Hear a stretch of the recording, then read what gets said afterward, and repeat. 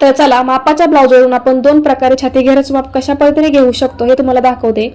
पहिली पद्धत म्हणजे आपल्याला ब्लाउजचे हुक लावून घ्यायचे आहेत। ओके, फिटिंगच्या लाईनच्या तिथे आपल्याला या पद्धतीने टेप ठेवायचा आहे आणि दुसऱ्या फिटिंगच्या लाईन पर्यंत आपल्याला टेपने मोजून घ्यायचं आहे।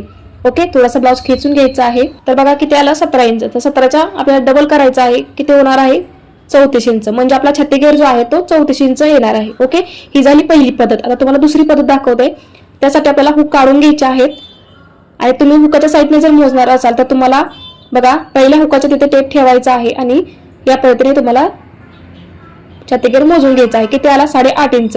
तर कितीचा चौथा भाग 8.5 इंच येतो, तर 34चा चौथा भाग 8.5 इंच येतो, म्हणजे आपला छाती घेर हा 34 इंच बरोबर आलेला आहे। सेम या पद्धतीने तुम्ही ह्या साईडला सुद्धा मोजू शकता, फक्त ह्या साईडला मोजताना तुम्हाला आयपट्टी स्किप करायची आहे। ओके, तर बघा या दोन पद्धतीने तुम्ही मापाच्या ब्लाउजवरून छाती घेर मोजू शकता।